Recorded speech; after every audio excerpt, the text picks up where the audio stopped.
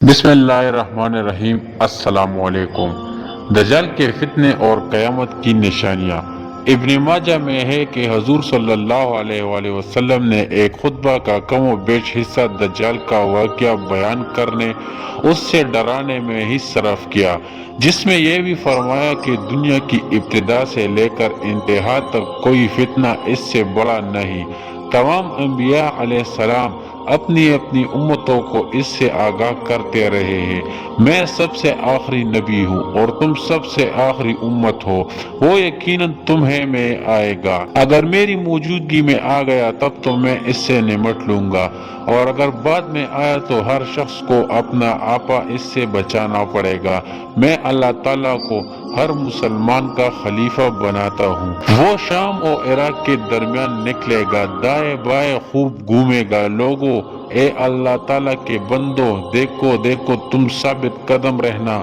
سنو، میں تمہیں اس کی ایسی صفت سناتا ہوں جو کسی نبی نے اپنی امت کو نہیں سنائی۔ وہ ابتدا میں دعویٰ کرے گا کہ میں نبی ہوں، بس تم یاد رکھنا کہ میرے بعد کوئی نبی نہیں۔ پھر وہ اس سے بھی بڑھ جائے گا اور کہے گا میں خدا ہوں، بس تم یاد رکھنا کہ خدا کو ان آنکھوں سے کوئی نہیں دیکھ سکتا۔ ہاں، مرنے کے بعد دیدار باری تعالیٰ ہو سکتا ہے۔ اور سنو، وہ کانا ہوگا اور تمہارا رب کانا نہیں۔ اس کی دونوں آنکھوں کے درمیان کافر لکھا ہوا ہوگا، جسے پڑھا لکھا اور ان پڑھ غرض ہر ایماندار پڑھ لے گا۔ اس کے ساتھ آگ ہوگی اور باغ ہوگا۔ اس کی آگ دراصل جنت ہے اور اس کا باغ دراصل جہنم ہے۔ سنو، تم میں سے جسے وہ آگ میں ڈالے وہ اللہ تعالیٰ سے فریاد رسی چاہے اور سورہ کہف کی ابتدائی آیات پڑھے، اس کی وہ آگ اس پر ٹھنڈک اور سلامتی بن جائے گی، جیسے کہ خلیل اللہ علیہ السلام پر نمرود کی آگ ہو گئی تھی۔ اس کا ایک فتنہ یہ بھی ہوگا کہ وہ ایک عربی سے کہے گا، اگر میں تیرے مرے ہوئے ماں باپ کو زندہ کر دوں پھر تو مجھے رب مان لے گا۔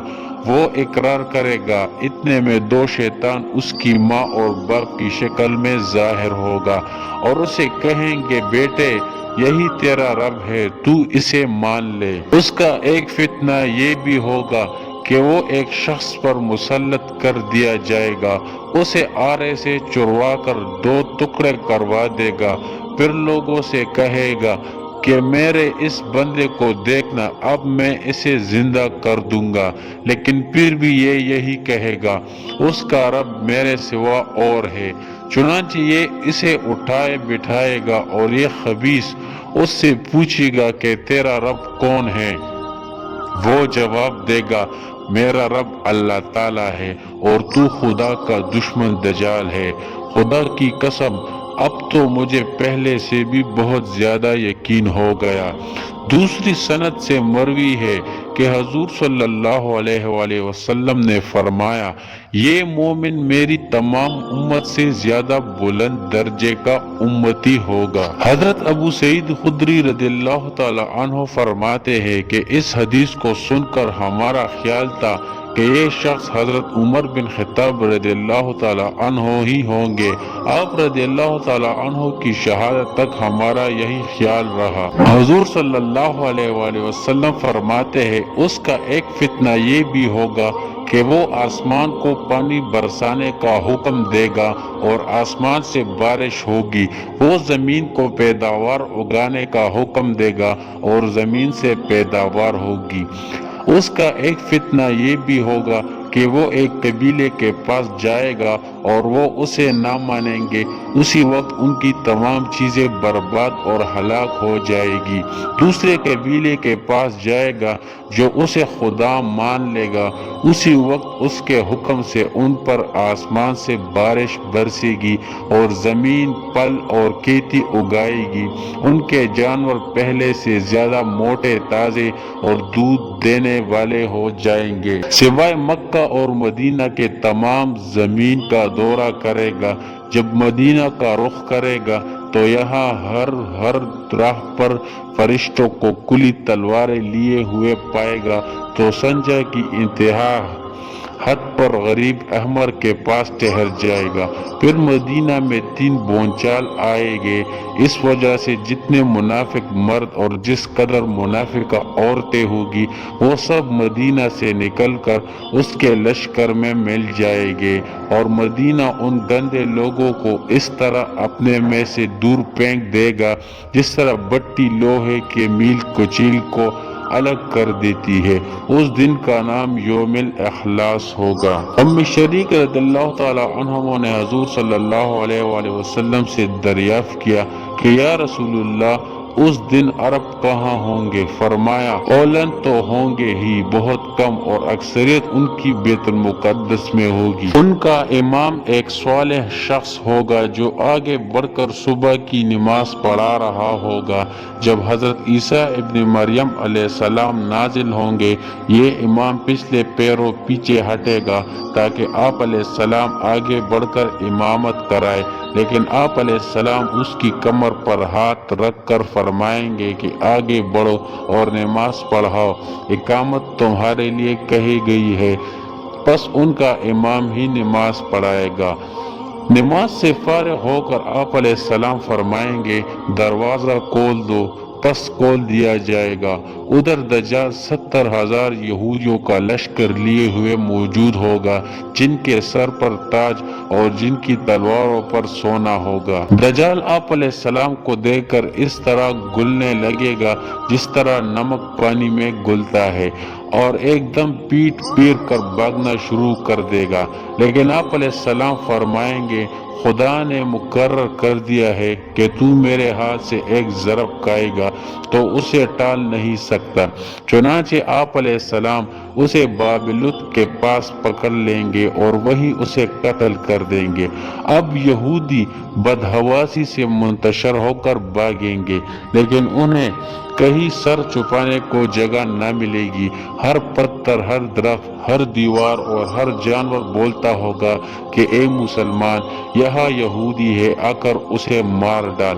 ہاں، بول کا درخت یہودیوں کا درخت ہے، یہ نہیں بولے گا۔ حضور صلی اللہ علیہ وآلہ وسلم فرماتے ہیں پھر عیسیٰ ابن مریم علیہ السلام میری امت میں حاکم ہوں گے، عادل ہوں گے، امام ہوں گے، با انصاف ہوں گے، صلیب کو توڑیں گے، خنزیر کو قتل کریں گے، جذبے کو ہٹا دیں گے، حسد اور بغض بالکل جاتا رہے گا، ہر زہریلے جانور کا زہر ہٹا دیا جائے گا، بچے اپنی انگلی سانپ کے منہ میں ڈالیں گے لیکن وہ انہیں کوئی ضرر نہ پہنچائے گا، شیروں سے لڑکے کھیلیں گے، نقصان کچھ نہ ہوگا، بیڑے بکروں کو گلے ریوڑ میں اس طرح پھریں گے جیسے رکھوالا کتا ہو، تمام زمین اسلام اور اصلاح سے اس طرح بھر جائے گی جیسے کوئی برتن پانی سے لبالب بھرا ہوا ہو، سب کا کلمہ ایک ہو جائے گا،